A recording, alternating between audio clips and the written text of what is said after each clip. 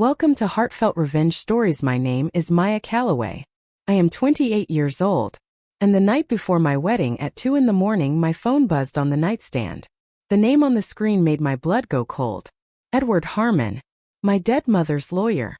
He hadn't called me in 3 years. 3 years of silence, and now this, the night before I was supposed to walk down the aisle. My hands were shaking before I even answered. He said, "Maya, cancel everything. Your father just signed documents that will destroy your life." I whispered, "What documents?" And he said, barely above a whisper himself, "He transferred your entire trust fund, $1.8 million, to your stepsister." I sat there. I couldn't breathe. The room felt like it was tilting sideways. "But that's not the worst part," he said.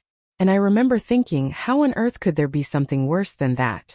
Check your fiance's bank account. What I found when I opened that app didn't just make me cancel the wedding. It made me rebuild my entire life from the ground up. Please subscribe and like this video and listen to my story till the end, and let me know which city you're listening from. That way I can see how far my story has traveled. But before I tell you about that phone call, I need to take you back. 6 years back. To the week we buried my mother, and the week everything quietly started to fall apart without me knowing. First, let me show you what I was about to lose, because you need to understand what I had built before you can understand what they tried to take. 3 days before the wedding, I stood alone in a 4-bedroom house on Sycamore Ridge Drive.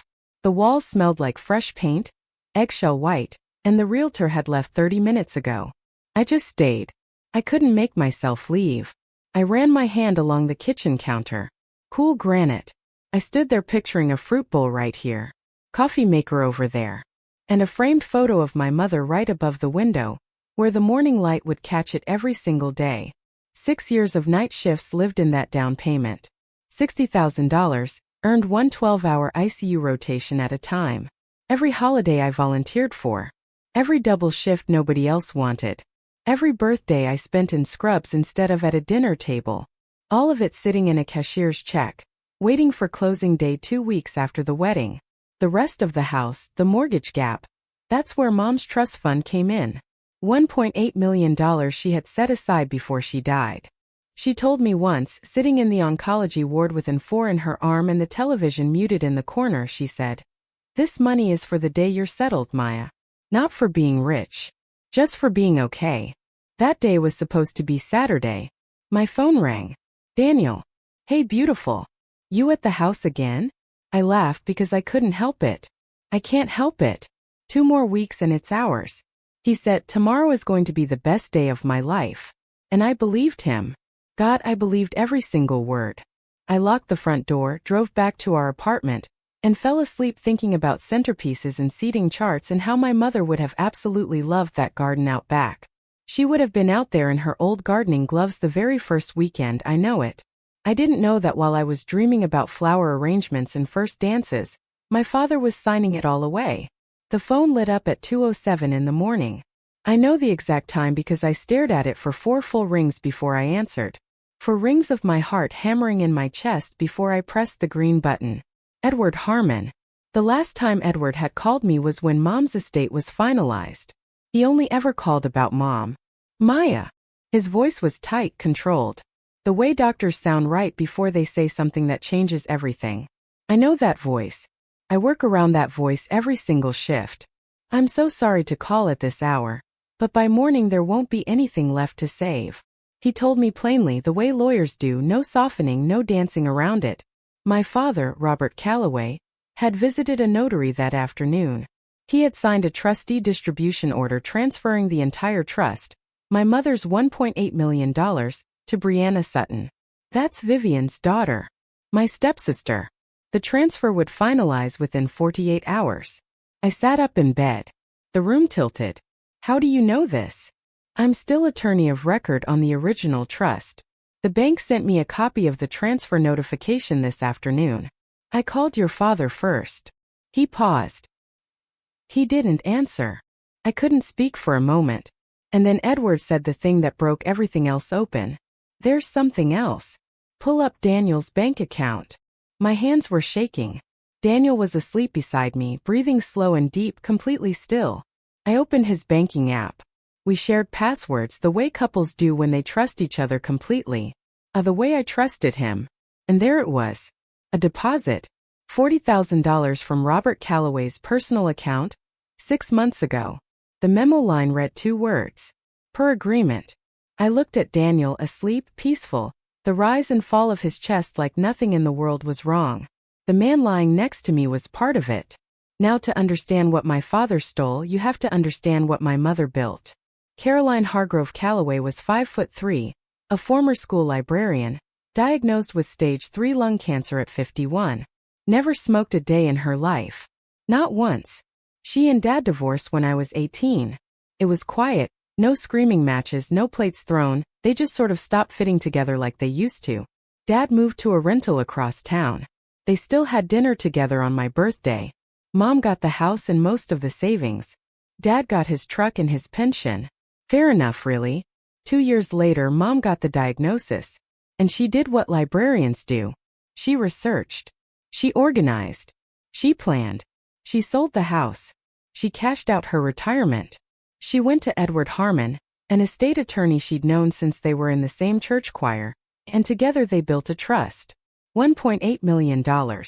Every single penny she had. Placed into an irrevocable trust for me. The terms were simple. I'd receive the full amount at 28, or upon marriage, whichever came first. Until then, my father would serve as trustee. She trusted him. Because he'd been decent in the divorce. Because he still called her Caro. Because he brought soup when she was too sick to cook. She signed the trust on a Tuesday. She died on a Thursday, 11 weeks later. I was 22 years old. I held her hand at the very end. She looked at me, and even then, even with everything, she smiled a little. She said, "The money is for settling, baby, not for spending. You'll know when." I carried those words like a stone in my pocket for 6 years. My mother trusted my father with my entire future. She didn't know she was handing it to a stranger. Because 10 months after we buried her, Dad married Vivian. Vivian Pierce Calloway appeared in my father's life like weather. One day, clear blue skies. The next, she was just there. In the house. In Mom's kitchen. Wearing Mom's apron like it had always been hers. She was 43. Blonde highlights, soft voice, always with a hand on my father's arm. Always touching, always close. She had a daughter from a previous marriage, Brianna Sutton, who was 18 at the time.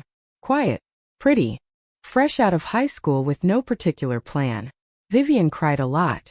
At dinner she'd tear up and say, "I just hate that Brianna never had a real father figure." She'd look at Dad with those wet eyes, and Dad would squeeze her hand and say, "She has one now. I tried. I really truly tried." I drove 2 hours for Thanksgiving that first year. Brought a pumpkin pie from scratch. Walked in and found Brianna sitting in my chair. My photos on the hallway shelf had been replaced with a color-coordinated family portrait. Robert, Vivian, Brianna. Smiling. Matching outfits. Dad saw me looking at it and said, "We needed an updated photo, sweetheart." I went upstairs to use the bathroom and passed my old bedroom. The door was open. Brianna's clothes on the bed. Brianna's posters on the walls. My mother's antique vanity. Gone. I didn't say anything. Not then. But the worst moment came 3 months later. I was scrolling a local buy and sell group online when I saw it. Mom's wedding ring. The sapphire one Dad had given her in 1994. Listed for $1,200. Posted by Robert Calloway. I called him. And he said, "Vivian thought it was just taking up space." Something shifted in me that day. Not anger exactly. Something clearer than anger. Clarity. I want you to understand something. I never asked my father for a single dollar. Not once. Not after Mom died. Not after Vivian moved in. Not when I was 23 and eating ramen in a studio apartment studying for my nursing boards. I earned every shift, every callus on my hands, every scar. I passed the NCLEX on my first try. Got hired at Riverside General, small hospital, enormous ICU, constant chaos. Night shift. 7 to 7. 3 nights a week, sometimes 4. The kind of schedule that wrecks your sleep and your social life but builds a savings account if you're disciplined enough. And I was disciplined. I saved $10,000 a year for 6 years. $60,000 total. I never touched Mom's trust. That was sacred. That was for settling. Then I met Daniel Beckett 2 years ago. He sold health insurance to hospital employees, which is exactly how he ended up in our break room one Tuesday afternoon, handing out brochures with a smile like a man who genuinely enjoyed what he did.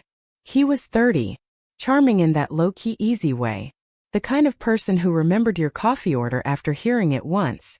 We dated. It was steady, normal. He wasn't wealthy, but he was consistent. He picked me up after night shifts. He never once complained about my schedule. 6 months in, he said, "Stop worrying about money. I'll figure it out." I thought that was love talking. I know now it was a man who already had 40,000 reasons not to worry. But back then, Daniel felt like the last piece clicking into place. The house, the trust, the husband, everything my mother had wanted for me, finally arriving all at once. I should have known. Things don't click into place on their own. They get arranged. Now, let me ask you something before we go further, because I think you already see what I couldn't see then. When you look back at the signs, do you think my father genuinely believed he was doing something fair? Or do you think Vivian had been working on him for years? Tell me in the comments below. I read every single one. Because here is what I found out later, and it changes everything. The month I turned 28, I called my father. "Dad, the trust unlocks this year. I found a house. I need to start the disbursement paperwork." He was quiet for a beat too long. Then, "Of course, sweetheart. I'll handle the trust paperwork. That's my job as your dad." I didn't think twice. He was the trustee.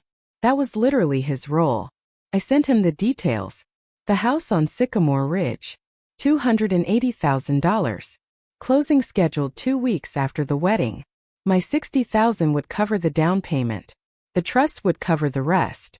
Dad said, "Focus on your wedding. I'll handle the rest." So I did. I focused on caterers and guest lists and bridesmaid fittings. I let my father handle the one thing my mother had specifically entrusted to him. Looking back now, I can see it so clearly. The way he kept reassuring me. "Don't worry about the bank. I talked to them. The paperwork's moving, just a little slow. You've got enough on your plate with the wedding." Every single time I asked a follow-up question, he'd redirect. Change the subject. Find a reason for me to stop asking. And here is the thing that still keeps me up at night sometimes. The same week Dad told me to focus on the wedding, he called Daniel. I know this now because of phone records. A 14-minute call the day after I told Dad about the house. I don't know exactly what was said, but I know what happened next. Daniel suddenly started pushing for a faster wedding date. Why wait until fall? Let's do June. Why are we waiting? Let's just do it. I thought it was romantic. Impatient love. It was a timeline. Dad needed the wedding to happen before I turned 28, or close enough to it that I'd be too overwhelmed with planning to notice what he was doing. And it almost worked. Almost. The signs were everywhere. I just didn't want to see them. For months before the wedding, Daniel paid off his student loans. All $35,000 of them. I found out because he left a bank statement on the kitchen counter. "How?" I asked. "You've been making minimum payments for years." "End-of-year bonus," he said, not even looking up from his phone. Daniel sold health insurance for a regional company. His base salary was $52,000. I knew this because we'd combined our budgets for the wedding planning. No regional insurance sales rep gets a $35,000 bonus. But I let it go, because I wanted it to be true. Then there was Aunt Nora, Mom's younger sister. She called me one evening completely out of the blue. "Honey," she said, "I know Robert is your father, but your mother didn't just trust him with money. She trusted him with you. Just pay attention, Maya." "What are you saying, Aunt Nora?" "I'm saying pay attention." I told her everything was fine. I told her I was getting married and buying a house and that Dad was handling the trust. She went quiet. "Just pay attention," she said again. I didn't listen. Oh, how I wish I had. The rehearsal dinner was the Friday before the wedding. 40 people in the back room of Rosario's, the only Italian restaurant in our town that could seat that many. Dad stood up and clinked his glass. The room went quiet. "Caroline would have been so proud," he said, and his voice cracked and half the room teared up with him. "I just wish she could see this." Vivian dabbed her eyes with a napkin like she'd been doing it her whole life. I looked around the table. Daniel's parents. My college friends. Amanda, my maid of honor. Cousins I hadn't seen in years. And across from me, Brianna, scrolling her phone under the table. Daniel squeezed my hand. You okay? Perfect, I said. And I meant it. After dessert, I caught Brianna and Vivian in the hallway near the restrooms. Brianna was whispering something and Vivian laughed. Quick and sharp. The kind of laugh that stops the moment someone comes around the corner. What's so funny? I asked. Vivian smiled, smooth as silk. Girl talk. Brianna's just excited for tomorrow. That night, Brianna posted an Instagram story. A photo of us at the dinner table captioned, "So proud of my stepsister," with a little heart. The photo cut me off at the chin. By 11 the guests were gone. Daniel drove us to the hotel. He kissed my forehead and said, "Get some sleep. Big day tomorrow." He was out in 5 minutes. Deep breathing. Completely still. I lay there wide awake, thinking about the house, the trust, the vows I had memorized, thinking that this was the last night I'd fall asleep as Maya Calloway, and tomorrow I'd be someone new. At 2:07 in the morning my phone buzzed. And the person I woke up as was someone I never expected to be. Now here's where I need to stop for just a moment, because I know some of you are already thinking, why didn't you read the bank email? Why did you trust your father so completely? And here's what I'll say. When you're deep inside wedding planning, when you desperately want to believe your family is still your family, you skip things that an outsider would catch immediately. That's not stupidity. That's wanting to believe. At 2 in the morning I didn't wake Daniel. I took my phone into the bathroom, locked the door and sat down on the edge of the tub. The tile was cold under my bare feet. I opened the banking app again. The $40,000 from Dad stared back at me. That was the headline. But underneath it, buried in months and months of ordinary transactions, I found 3 more deposits. $2,000 in March, $3,000 in April, $1,500 in May. Each one from a different account. Each one traceable to Vivian Pierce Calloway. Not just my father. Vivian had been paying Daniel directly. The memo lines were vague. Expenses. Reimbursement. The kind of words people use when they don't want a paper trail, but aren't quite smart enough to avoid leaving one entirely. The pattern was unmistakable. Daniel had been receiving money from both my father and his wife for 6 months. The total came to $46,500. I screenshotted everything. Every transaction. Every memo line. Every single timestamp. Then I just sat there for a long time. The man asleep in the next room had taken money from my father to keep me distracted. Every time Daniel said, "Don't stress about the timeline." Every time he pushed for a faster wedding date. Every time he told me to just let my dad handle the paperwork, he was running a clock. He was being paid to run that clock. I didn't cry. Nurses don't cry when the monitor flatlines. We act. I looked at myself in the bathroom mirror. Mascara from the rehearsal dinner still on my cheeks. My mother's pearl earrings still in. I looked exactly like a bride. I took the earrings out and put them in my palm and closed my fist around them. Then I opened the bathroom door, looked at Daniel sleeping so peacefully, so deeply, the way a man sleeps when his conscience is bought and paid for, and I made a decision. I stepped into the hotel hallway in bare feet and called Edward back. He picked up on the first ring. He had been waiting. "What did you find?" he asked. $46,500 from my father and Vivian over 6 months. Edward exhaled slowly. "Then it's worse than I thought." He walked me through the legal picture piece by piece. As trustee, my father had administrative authority over the trust, yes. But the trust deed, which Edward himself had drafted alongside my mother, named me as the sole beneficiary. Not a conditional beneficiary. Not one of several. Sole. Transferring the assets to Brianna Sutton wasn't a judgment call a trustee could make. It was a breach of fiduciary duty. "Your mother wrote that trust to protect you," Edward said. "Your father used his position to rob you. Can he actually do that?" "He did it. But it is not legal. The trust specifies that if the trustee violates fiduciary duty, you as beneficiary have the right to petition for recovery and damages." My mind was racing. "I still have the original trust deed," Edward said. "Signed copy. Locked in my office safe since the day your mother and I drafted it. Robert doesn't know I kept one." That stopped me cold. "Why would you keep it?" Edward paused. Because your mother asked me to. I remember exactly what she said. Edward, keep a copy just in case Robert gets confused about who this money belongs to. My throat tightened so hard I could barely breathe. Mom knew.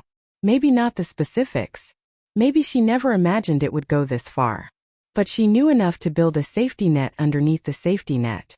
There's one more thing, Edward said. Call your Aunt Nora. She knows things about your father's finances that you need to hear. What kind of things? The kind your mother told her before she died. I hung up and stood alone in that hotel hallway, barefoot, at 3 in the morning, with my wedding 12 hours away. And then I made 4 phone calls in 20 minutes. First, the wedding planner. She answered groggy, completely confused. Maya? It's 3 in the morn. Cancel everything. The venue. The flowers. The caterer. All of it. What? Maya, the wedding is in. I know exactly when it is. Cancel it.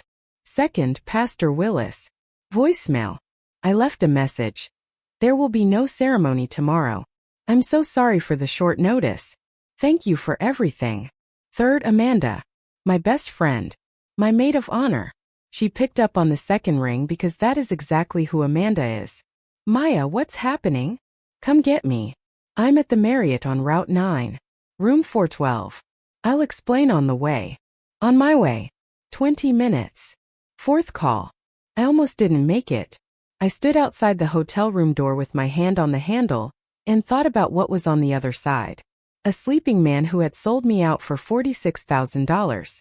A ring on the nightstand that was supposed to mean forever. I didn't call anyone. I went inside.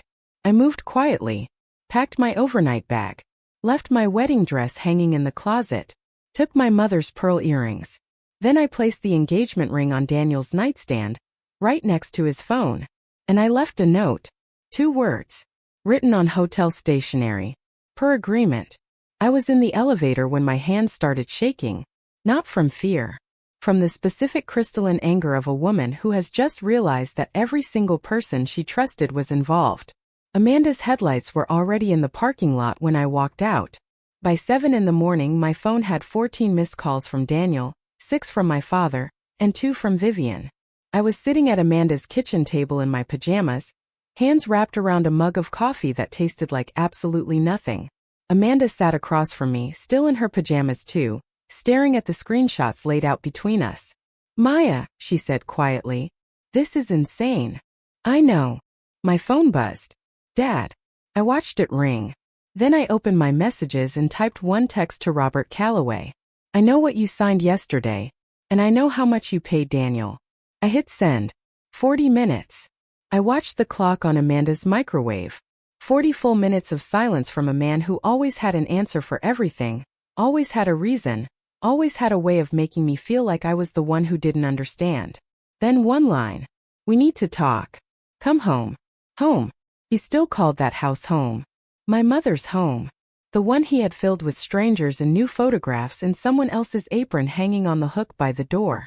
I didn't respond. Vivian texted next. Sweetie, you're ruining this family. Your father only wanted what's fair. Don't let pride destroy everything. I screenshotted that too. Daniel tried a different approach. He sent a paragraph. Long, rambling, full of words like misunderstanding and context, and I can explain.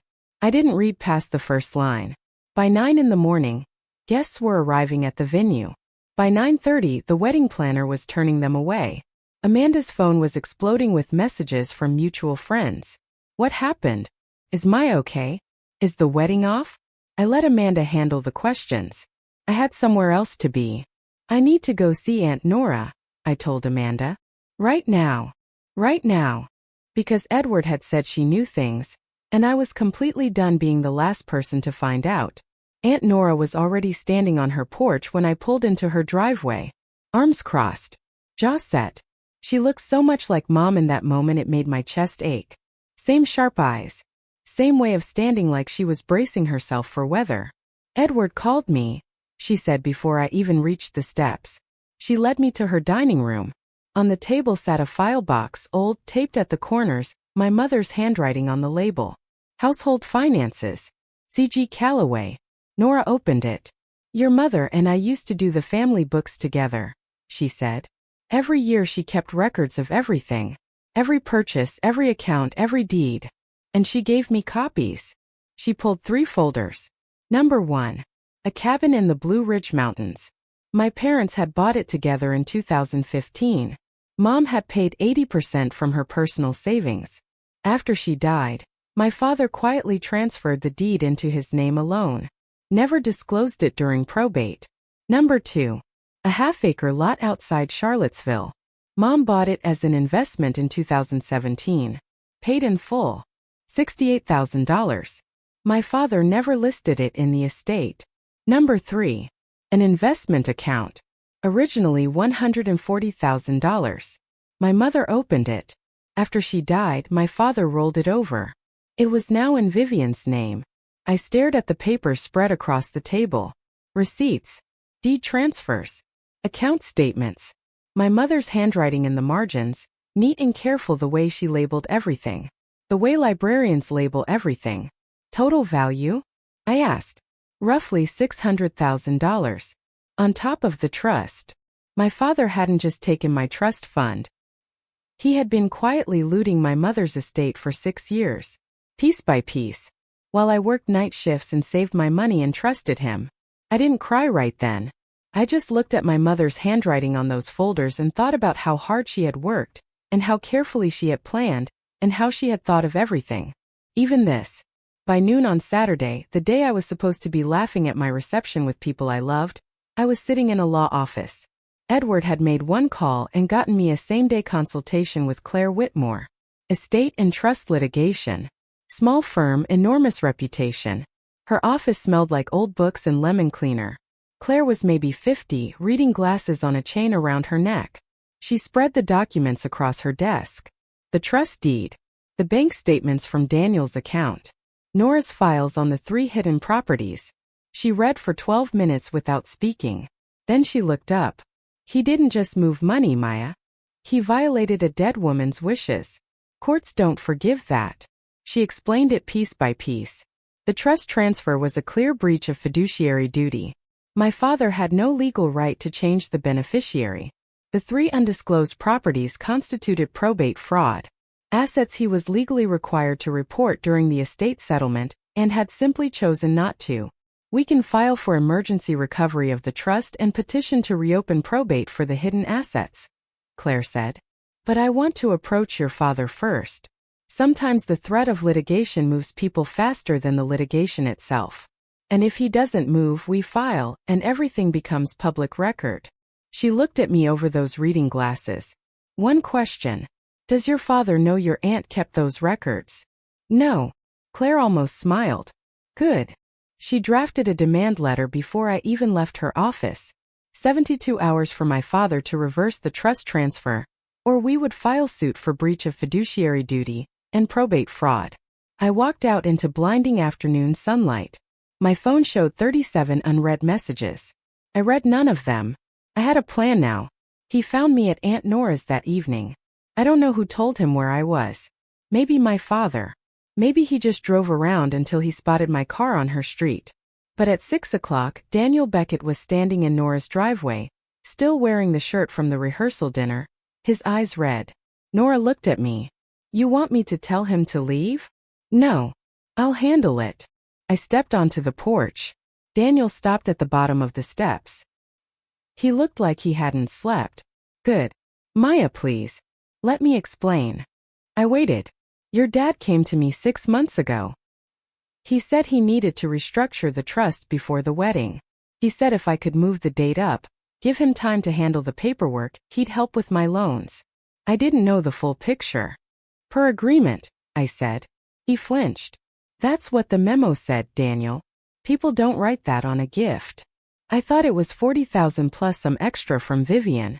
I didn't know what he was actually doing to you.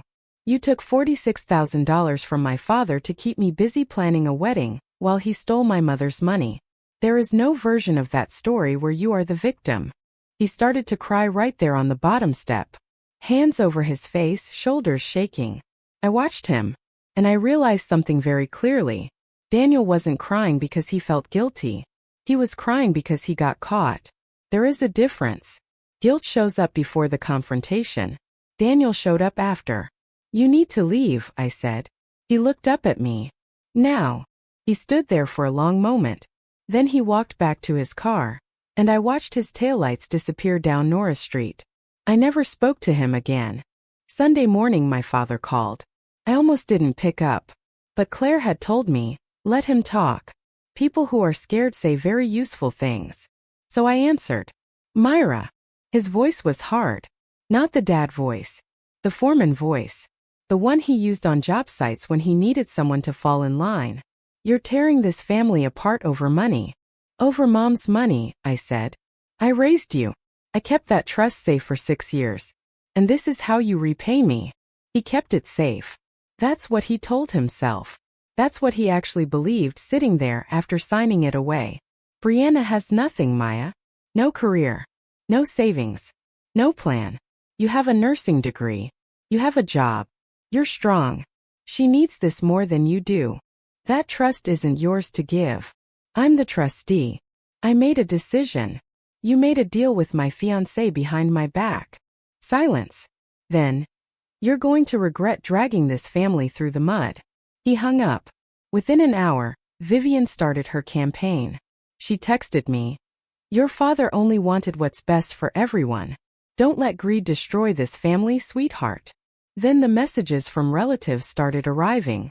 3 texts, 2 calls, all saying variations of the same thing.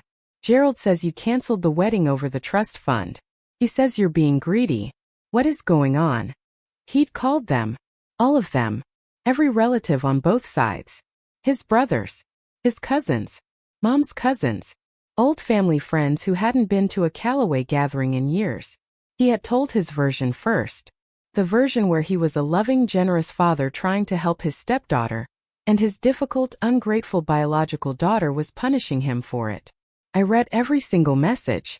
I responded to none of them, because I knew something my father didn't know. Claire's demand letter was arriving by certified mail on Monday morning, and I had a folder full of documents he didn't know existed. Let him set the stage. I would correct the record myself. Monday afternoon, a text from Brianna. I hadn't heard from her directly since the rehearsal dinner. She had been completely silent through all of it. The cancellation. The chaos. The phone calls. I assumed she was following Vivian's lead, staying quiet, letting the adults fight it out. Then this. Maya, I'm sorry, but Mom said this was family money. I thought it was okay. I typed back. This is money my mother, Caroline, left for me in a trust. Your mother has no legal claim to it. Neither do you. But your dad agreed. My dad is the trustee. He manages the money. He does not own it. And he broke the law transferring it. A pause. Then, I didn't ask for any of this. I almost felt sorry for her. Almost. How long have you known Brianna? She didn't answer for 10 minutes. I watched the typing bubble appear, disappear, appear again. Finally. 3 months. 3 months. She had known for 3 months before my wedding. She sat at my rehearsal dinner knowing my father had already set the transfer in motion. She let Vivian pick out her bridesmaid dress, knowing it would be paid for with money stolen from my dead mother's estate.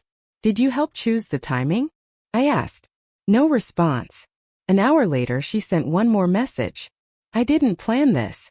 But I didn't stop it either. I stared at that sentence for a very long time, because it was the most honest thing anyone in that family had said to me in 6 years. And it changed nothing. Brianna wasn't the architect, but she held the door open while her mother and my father walked through it. Silence isn't innocence.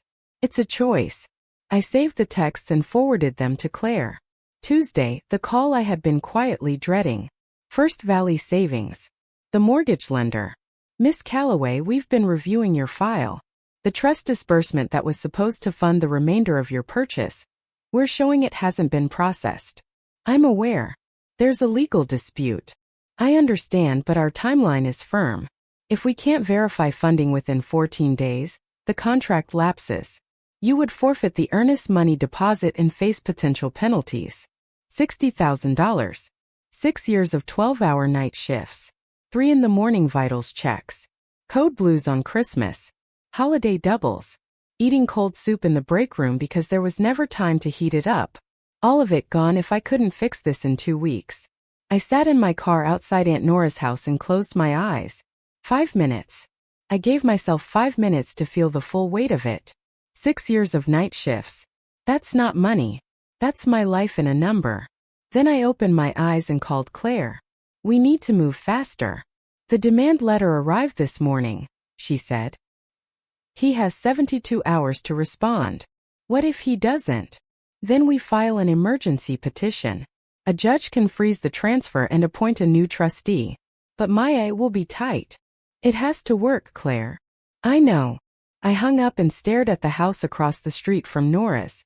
Someone else's porch. Someone else's normal Tuesday. I thought about the kitchen counter on Sycamore Ridge Drive. The eggshell white walls. The spot where I was going to hang Mom's photo above the window.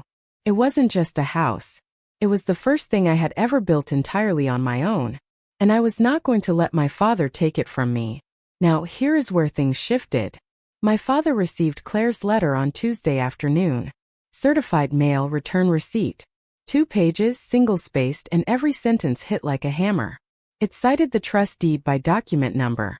It named the fiduciary violations precisely.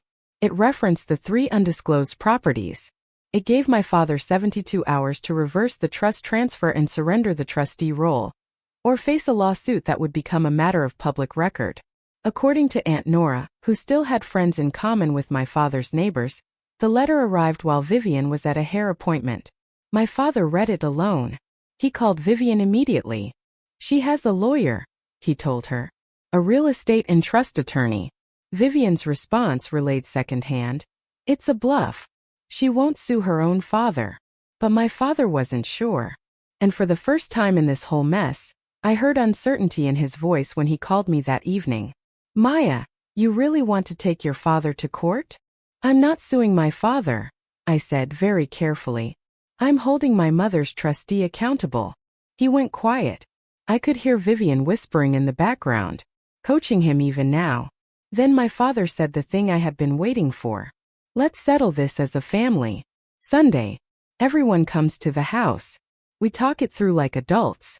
He thought he was setting a trap. A room full of relatives, all primed with his version of events, all ready to pressure me into backing down. A collective wall of family loyalty aimed right at me. Fine, I said. Sunday. He thought I was walking into his arena. He had no idea I was bringing my own. My father spent the rest of the week working the phones. He called every relative on both sides. His brothers. His cousins. Mom's cousins. Old family friends who hadn't been to a Callaway gathering in years. Come Sunday, he told them. There's been a misunderstanding. I need the family together. But I knew what he was really doing. Because Nora told me. Vivian is calling people too, she said on Thursday evening. She's telling everyone you canceled the wedding because you're jealous of Brianna. That you're threatening to sue your own father because you want more money than you deserve. What are people saying? Some believe her. Some don't. Most are just confused. I spent Friday and Saturday preparing. Claire helped me organize copies of every single document. The original trust deed. Daniel's bank statements. The records of the 3 hidden properties. I put everything in a blue folder. Clean. Labeled. Professional. Claire looked at the folder when we were done. If you do this, there's no undoing it. Once they see these documents, the family will know everything. That's the point. You don't need their approval, Maya. Legally, you have everything you need to file. I know. But my father stood up at that rehearsal dinner and called himself a good dad in front of 40 people. He called relatives and told them I'm greedy. He poisoned the well. I held up the blue folder. This is the truth. They deserve to hear it from me. Claire nodded. Then let them see it. But stay calm. Don't accuse. Just present. Sunday morning. I put on a plain gray blouse. No jewelry except Mom's pearl earrings. I picked up the blue folder, tucked it under my arm and drove to my father's house. My hands were steady, but I have to be honest with you. Inside I was shaking. Not because I was scared of my father. Because I knew that after today, the word family would never mean the same thing again. Some things once you say them out loud you can't take back. But some things if you don't say them you lose yourself entirely. 23 people in my father's living room. I counted them as I walked in. My father's brother, Raymond, and his wife. 2 of Mom's cousins. Nora sitting near the window, arms folded. Neighbors. Old family friends. My father at the head of the room, standing in front of the fireplace like he was about to give a speech. Vivian beside him in a floral dress, one hand resting on his arm. Brianna on the couch, eyes on the floor. I sat down. Blue folder on my lap. Nobody spoke to me directly. Few people smiled. Most looked uncomfortable. Vivian had done her work. My father cleared his throat. Thank you all for coming. I know this is unusual, but there's been a misunderstanding in our family, and I wanted to address it with people I trust. He looked at me briefly, then away. Maya canceled her wedding last weekend. I understand she's upset about a financial decision I made. A decision I had the full authority to make as trustee of her mother's estate. He straightened his shoulders. I transferred the trust fund to Brianna because she needs it more. Maya has a nursing career. She earns a good living. Brianna is 24, still getting on her feet. I made a judgment call as a father. Vivian nodded. A few relatives shifted in their seats. I'm sorry Maya disagrees, but I made this decision out of love for both my daughters. He sat down. Vivian rubbed his back. The room waited, all faces turning slowly toward me. Some sympathetic. Some skeptical. One of my father's cousins actually shook her head at me like I was the problem standing in that room. I let the silence sit for 5 full seconds. Then I stood up, placed the blue folder on the coffee table, and opened it. Dad's finished. Now let me show you what actually happened. I did not raise my voice. I did not need to. This is the original trust deed my mother signed with her attorney, Edward Harmon, 6 years ago. I held it up so the entire room could see the notarized seal. Page 3, Section 4. Sole beneficiary. Maya Calloway. There is no provision, anywhere in this document, allowing the trustee to transfer funds to any other person. I set it down. This is a bank statement from Daniel Beckett's account. I placed the printout next to the trust deed. 6 months ago, my father deposited $40,000 into my fiance's account. The memo line reads, per agreement.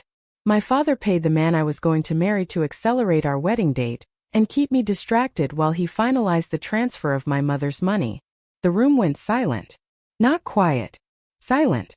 The kind of silence where you can hear the refrigerator humming in the kitchen. Where you can hear someone breathing 3 seats away. My father's face had gone white. Vivian's hand dropped from his arm. And these, I said, opening the last section of the folder, are records of 3 properties my mother purchased during her lifetime. A cabin in the Blue Ridge Mountains. A half-acre lot outside Charlottesville. An investment account worth $140,000. I looked directly at my father. None of these were disclosed during probate. The cabin deed was transferred to your name. The investment account is now in Vivian's name. I laid each document flat on the table, one by one like dealing cards. You didn't make a decision as a father. You made a deal behind your daughter's back with her own fiancé, and you have been hiding my mother's assets for 6 years. I sat down. 23 people stared at the coffee table. Nobody moved. Raymond was the first to speak. Robert. His voice was low. What the hell is this? Vivian stood up first. Of course she did. This is private. This is a family matter, and Maya is airing dirty laundry in front of. No, Vivian. Aunt Nora's voice cut across the room like a blade. She stood by the window, arms at her side, steady as stone. The whole room pivoted. This is accountability. Nora stepped forward. Caroline was my sister. Before she died, she showed me every financial record she kept. I have copies of every document in that folder. Every receipt. Every deed. I can confirm that everything Maya just presented is completely accurate. Vivian turned to my father. Say something. Don't just sit there and let her humiliate us. But my father couldn't speak. He sat in his chair with his hands gripping his knees, staring at the documents on the table like they were written in a language he no longer recognized. Mom's cousin Margaret spoke next. Quiet. Controlled. Robert, you promised Caroline you'd take care of Maya. You stood at her funeral and you said that. I was standing right there. Raymond wasn't quiet at all. He leaned forward, face flushed red. Robert, I lent you $30,000 last year. You told me it was for home repairs. He pointed at the documents. Where did that money go? My father opened his mouth, closed it, opened it again. I was trying to do right by everyone. By paying off your daughter's fiancé? Raymond said. By hiding property from your dead wife's estate? And then Brianna stood up from the couch. She didn't say a single word. She just walked to the front door, opened it and stepped outside. The screen door banged shut behind her. Vivian watched her daughter walk out. For the first time since I had known her, Vivian Calloway had absolutely nothing to say. The room was no longer on my father's side. I waited for the murmuring to settle, for the shifting chairs, the sound of 23 people quietly recalculating everything they thought they knew about Robert Calloway. Then I looked at my father. Dad. He raised his eyes. They were wet. I didn't come here to humiliate you. I came because you didn't give me any other option. I kept my voice steady. The way I talk to families in the ICU. Clear. Direct. No cruelty. I'm asking for 3 things. 1. Reverse the trust transfer within 48 hours. 2. Disclose all 3 of Mom's hidden properties and cooperate fully with the probate court to return them to her estate. 3. Resign as trustee. Edward Harmon will take over. I paused. If you do all 3, there is no lawsuit. No court filing. No public record. I looked at him steadily. If you don't, my attorney files Monday morning, and everything on this table becomes a matter of public record. My father looked around the room. At Raymond, jaw tight. At Nora, meeting his gaze without blinking. At Vivian, gripping the arm of the sofa hard enough to turn her knuckles white. At the empty spot on the couch where Brianna had been sitting. And then he looked at me. Really looked at me. For the first time in maybe years, he actually saw me. Not the capable daughter who didn't need anything. Not the reliable one who would be fine no matter what happened to her. Me. He nodded. One nod. Small. Broken. Okay, he said. I closed the folder. Stood up. Picked it up. I didn't come here to destroy my family, I said to the room. I came because my family tried to destroy what my mother left me. And I could not let that happen. I walked out the front door. Aunt Nora followed me. Nobody stopped us. My father signed the reversal papers on Tuesday afternoon. Claire was there. Edward was there. My father came alone. Vivian, for the first time, was not invited. The trust transfer was voided. Edward Calloway assumed the trustee role. Exactly as my mother had always wanted from the beginning. By Wednesday, the bank confirmed the funds were restored. I called First Valley Savings. The trust disbursement is confirmed, the loan officer said, and I could actually hear her smiling through the phone. Closing is back on schedule. The house on Sycamore Ridge Drive. Still there. Still mine. Claire filed a petition to reopen probate for my mother's estate the same week. The 3 hidden properties, the cabin, the lot, the investment account, would all be reviewed. The court process would take months, maybe a year. But the wheels were turning. Troy sent me a message on Wednesday evening. Long. 4 paragraphs. I saw the preview on my lock screen. Maya, I know you probably won't read this, but I need you to know. I blocked his number before I finished the first sentence. Thursday my father called. I almost didn't answer.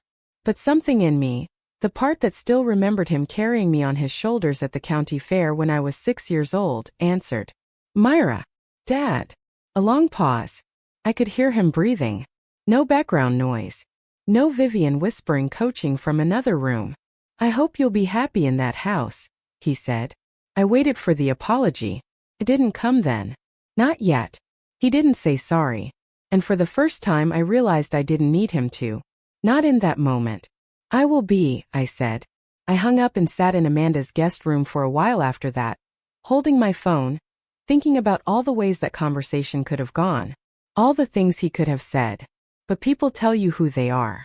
You just have to stop rewriting their lines for them. The fallout came in waves.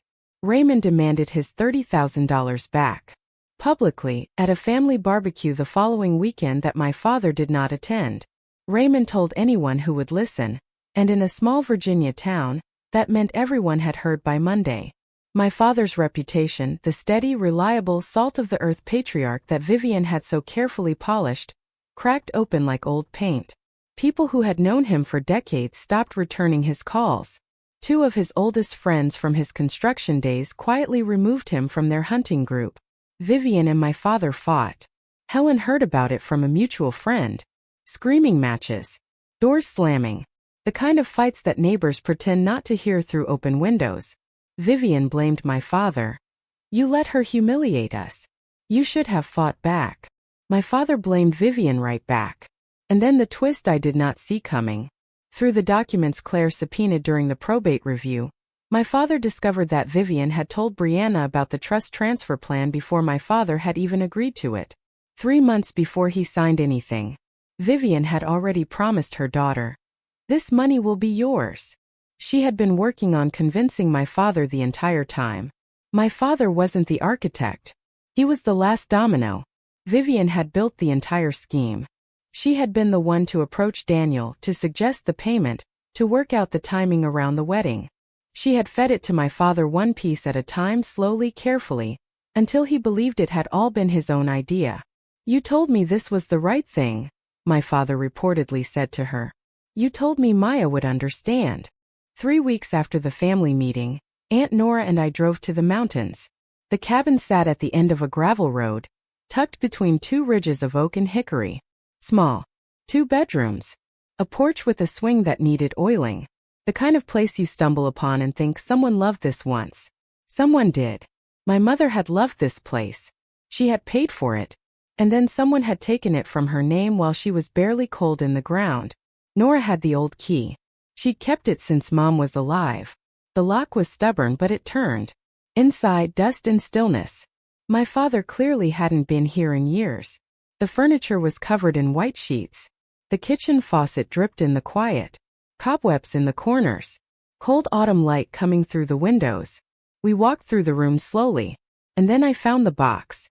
It was in the bedroom closet. Top shelf. Behind a stack of folded quilts. The kind Mom used to pull out every November. An ordinary shoebox.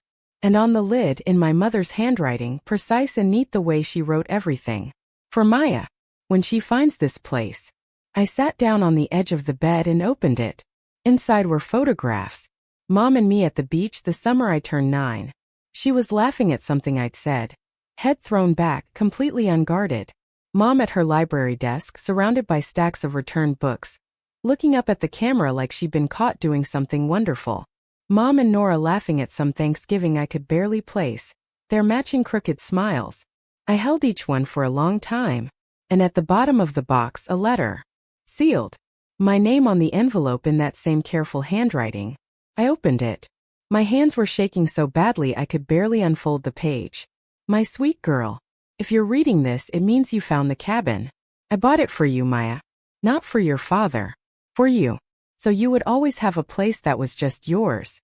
Somewhere to come home to no matter what. I hope you're reading this on a good day. But if you're not, know that I planned for that too. I planned for everything, baby. That was always my job. The trust is real. Edward has everything. So does Nora. And if something goes wrong, those 2 people will help you find your way back to what is yours. It was always yours. I love you more than this cabin. More than the trust. More than anything I could leave in a box or a folder or a legal document. But I also know that love without a plan is just a wish. So I made a plan. Use it. I'm so proud of you. Mom." Nora held me while I cried. The first time I had cried through this entire mess. 6 weeks of fighting and strategizing and staying calm in rooms full of people who wanted me to break, and I finally broke. Right there on my mother's bed, in her cabin, holding her letter. She knew. She had known. Not the specifics, maybe. Not Daniel's name or Vivian's scheme or the exact documents. But she knew enough. She had known enough to build a safety net, and then a safety net beneath that, and then a letter at the bottom of a shoebox in a cabin she bought specifically so I would always have somewhere to land. My mother didn't just leave me a trust fund. She left me a map. And I finally followed it home. 3 months later, I'm standing in the kitchen of the house on Sycamore Ridge Drive. Eggshell white walls. Granite counters. The fruit bowl I bought at the farmer's market is ceramic blue. And sits exactly where I imagined it. The coffee maker is where I always pictured it. And Mom's photo hangs right above the window, where the morning light touches it every single day around 7 o'clock. Just like I always knew it would. The closing went through on time. The trust fund covered the mortgage. My $60,000 in savings stayed in my account, a cushion I earned entirely on my own. I live alone in this house, and I want you to understand something about that sentence. It does not make me sad. It makes me steady. There is a difference, and it took me a long time to know it. Aunt Nora came to the housewarming. She brought a casserole and a framed photo of Mom and me at my nursing school graduation, standing outside the building in the autumn light, both of us grinning like we'd gotten away with something wonderful. Edward came too. He stood in the living room, looked around slowly, and said, "Caroline would approve of this kitchen." I almost laughed out loud. Amanda brought yellow tulips. She put them on the dining table and stood back and said, "You know what I like about this place? It's quiet." She's right. It is quiet. The good kind. My father called again, 8 weeks after the family meeting. Picked up. "Maya." "Dad." A long pause. No background noise. No Vivian.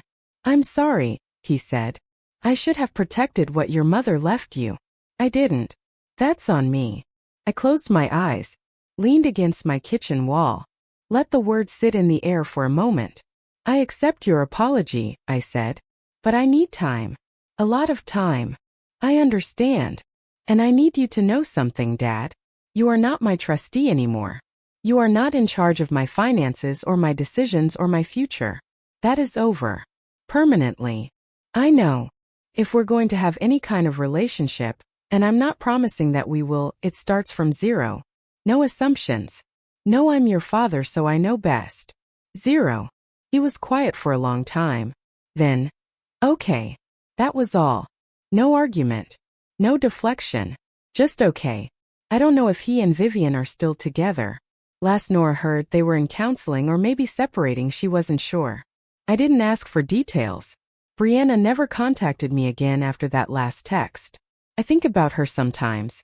She was 24, caught between her mother's greed and someone else's legacy. That doesn't excuse her silence, but it does explain it. Forgiving someone doesn't mean letting them back into the same room. It means you stop caring what they did. I'm still learning that. Some days are easier than others. The probate case is still working through the courts. The cabin and the Charlottesville lot are being reviewed. Claire says the documentation is strong. These things move slowly, she told me. But they move. I visit the Blue Ridge cabin once a month now. Aunt Nora comes with me sometimes. We sit on the porch swing, the one I finally oiled, and we don't say much. We watch the trees and we drink our coffee, and sometimes one of us says something about Mom and we laugh or we cry, or sometimes we do both at the same time. I think Mom would have liked that. I think she would have liked all of it. Tell me in the comments if you've ever had to fight for something that was rightfully yours. Something someone tried to take quietly while you weren't looking. Tell me how it felt. Tell me what you did. And if you've dealt with something similar, share your story. You are not alone. Subscribe for more stories about standing your ground and reclaiming your life. Because here is what I know now, at 28 years old, standing in my kitchen with morning light on my mother's photo. For 6 years I thought settling meant a house and a ring and a number in a bank account. I thought it meant everything clicking into place at exactly the right time. I was wrong. Settling means standing on ground that won't shift under your feet. It means knowing the people in your life are there because they chose to be, not because they were paid to be, not because they're waiting for something, not because someone else arranged it. It means the truth is on the table, even when the table is in a room full of people who did not want to hear it. My mother left me a trust fund, but what she really left me was the courage to trust myself. I am 28 years old. I am single. I own my home. I work the night shift at Riverside General 3 days a week and pick up a fourth when I feel like it. I visit the Blue Ridge cabin every month. I drink my coffee by the window where Mom's photo catches the morning light. I know exactly where I stand. I don't have everything figured out, but I have what matters. I have the truth. I have the boundaries. I have a kitchen counter with morning light that hits it just right, exactly the way I always imagined it would. That is enough. That is more than enough. That is settling.